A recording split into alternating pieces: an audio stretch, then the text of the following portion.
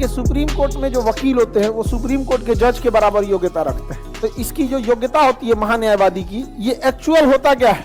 वकील। क्या होता है? वकील। किसका वकील होता है? सेंट्रल गवर्नमेंट का। लेकिन इसकी योग्यता कितनी होती है? जज के बराबर। कहाँ के जज के बराबर? सुप्रीम कोर्ट के जज के बराबर। तो सुप्रीम कोर्ट के जज की योग्यता क्या है? अगर आप हाई कोर्ट में 10 साल वकालत कर लिए या 5 साल तक हाई कोर्ट में जज रह गए तो सुप्रीम कोर्ट के जज बनने की योग्यता हो गई। तो सुप्रीम कोर्ट के वकील जो हैं ऐसे ऐसे वकील हैं जो जज से ज्यादा पढ़े लिखे होते हैं। और रियलिटी में जज का काम तो आसान वकील ही करते हैं। इसलिए देखिएगा जज कभी भी वकील से बहुत अच्छे से पेश आता है। जज को पता ही नहीं है मामला क्या है, सारा भंडा फोड़ देते हैं सब वकील। तो जज क्या करता है? ऑर्डर ऑर्डर लड़ो तुम भंडा फोड़ो उसका, तू भंडा फोड़ेगा वहां पे। यहाँ पे साहब इसी ने हत्या किया था, यही हत्या किया था यहाँ पर। यहाँ पे तू कहेगा कैसे कह सकते हैं हत्या किया था? ये तो पीएमसीएच में एडमिट था उस दिन। देखिए यहाँ पर ये है एडमिट का, यहाँ पर इसका ऑपरेशन हुआ था यहाँ पे। तो सब एक दूसरे पे आरोप प्रत्यारोप लगाते रहेंगे, वो भी प्रमाण के साथ। जज का काम यही है कि अगर फर्जी सबूत दिया तो वकील को जेल भेज देंगे। और वकील का लाइसेंस होता है, जैसे गाड़ी का लाइसेंस होता है ना, वैसे बार एसोसिएशन से वकील का लाइसेंस, जज वकील का लाइसेंस है क्या कर देगा? कैंसिल कर दे। तो जज का काम कुछ नहीं, चुपचाप दोनों को टुकुर टुकुर सुनता है। हाँ हाँ बोल बोल बोल बोल तुम बोल। तो ये उसको बोलेगा, ये उसको बोलेगा, ये उसको बोलेगा। बस जज के सामने प्रॉपर सबूत जाना चाहिए। तो जज का काम कौन आसान करता है? वकील। मेहनत करके कौन आता है? वकील। सबूत में देखता है कौन है? वकील। इधर उधर क्रॉस चेक करेगा वकील। आके बहस किसके सामने करेगा? जज के। हाँ जज के साथ। अब कुछ लोग कहते हैं बिना वकील केस नहीं लड़ सकते, तो जो ससुराल लड़ गिर ढह जाओ, बिना डॉक्टर ऑपरेशन नहीं करा सकते। चीर ले अपन किडनी चीर ले। अरे छोट मोट फुंसी उनसी आदमी फोड़ देता है। पिंपल उम्पल निकला तो चाप ओप के बाहर फेंक देता है उसको कि आपका ऑपरेशन कराना है किडनी का, अपने से कर दीजिएगा, इससे अपने नहीं ना होगा। और जज के सामने जाके कहीं वो कहेगा सर मैं खुद वकील केस लड़ना चाहता हूँ, तो जज कहेंगे आओ तोरा निपटाते आओ। तो वकील को ही पावर है लड़ने का, आपको बचाने की कोशिश करता है। समझ में आ गया कि नहीं?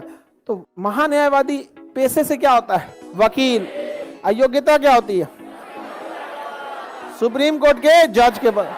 सुप्रीम कोर्ट में जितने वकील लड़ रहे हैं ना केस, उसमें 80% की योग्यता उस जज के बराबर है। एक से एक वकील है सब सुप्रीम कोर्ट में, जिसका कोई हद नहीं। यहाँ पर बहुत धुरंधर वकील हैं सब।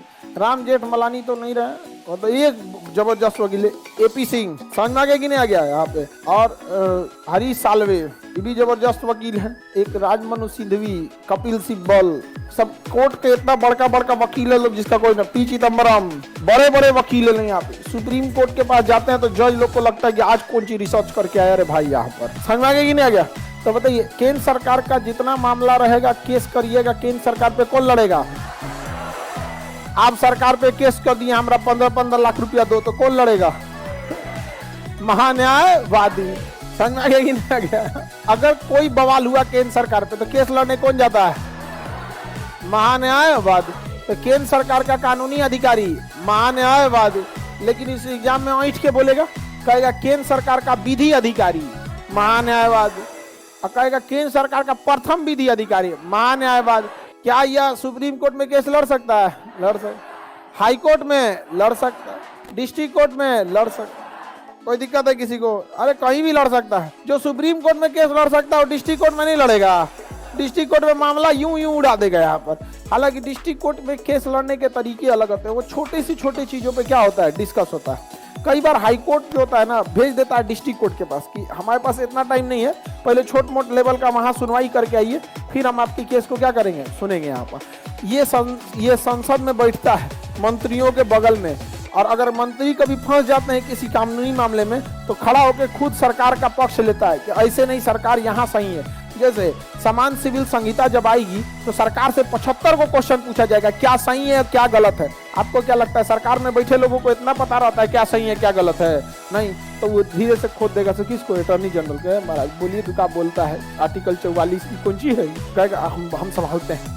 अब वहां पर कहेगा आर्टिकल 44 में बोला गया था यूनिफॉर्म सिविल कोड, ये दोनों के लिए बराबर है। जब हम यूनिफॉर्म इलेक्शन लॉ लगा सकते हैं, यूनिफॉर्म पिनल कोड लगा सकते हैं, तो यूनिफॉर्म सिविल कोड क्यों नहीं? तो बैठ के नेता देखेगा कितना पढ़ल लिखल है यार। दुका दुका बोल रहा है यार, ही तो पिनल कोड वगैरह दुका दुका बोलता है यहाँ पे, तो सारा बात बोलेगा। लेकिन हमने उसे वोट नहीं दिया, इसलिए जब विधेयक प्रस्ताव पारित होगा तो मतदान नहीं करेगा। यही उसका मेन क्वेश्चन पूछना होता है। दुइये को क्वेश्चन पूछता है, केंद्र सरकार का विधि अधिकारी महान्यायवादी क्या वो सदन में बैठक में भाग लेता है? लेता। कार्रवाई में भाग लेता है? मतदान करेगा? नहीं। सदन की कार्रवाई में भाग लेगा किंतु मतदान नहीं करेगा।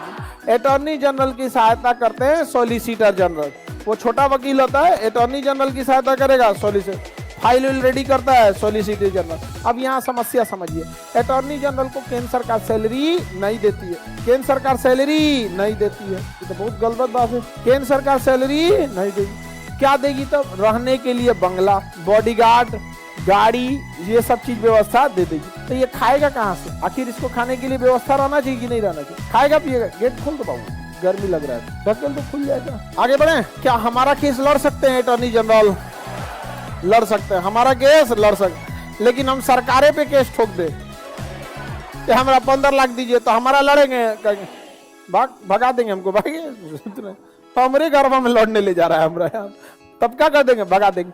लेकिन दूसरा कोई मामला रहेगा तो लड़ लेंगे, लेकिन केंद्र सरकार के खिलाफ नहीं लड़ेंगे, क्योंकि केंद्र सरकार का ही वो वकील है, और नहीं के खिलाफ आप कहिएगा, अब हमारे वकील से आगे कहिएगा कि हमारे खिलाफ केस लड़ ले, तो भगा नहीं देगा आपको।